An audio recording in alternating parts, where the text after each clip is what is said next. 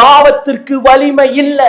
நீங்க பாவத்துல விழும்போதுதான் அது தன்னை பெரிய பிம்பமாக காட்டிக்கொள்கிறது.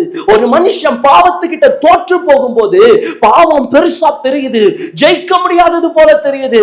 ஒரு மனுஷன் பாவத்துக்கிட்ட ஜெயிச்சு வருவானா, அதை மேற்கொண்டு வருவானா, பாவம் ஒன்றுமில்லை, அது தூசி, அது குப்பை என்று லகுவாய் தோன்றி விடுங்க. இன்னைக்கு உங்களால ஜெயிக்க முடியாததுனால பாவம் பெருசுன்னு இல்ல, உங்களால மேற்கொள்ள முடியாததுனால பாவத்தின் அதிகாரம் பெரியதென்றல்ல.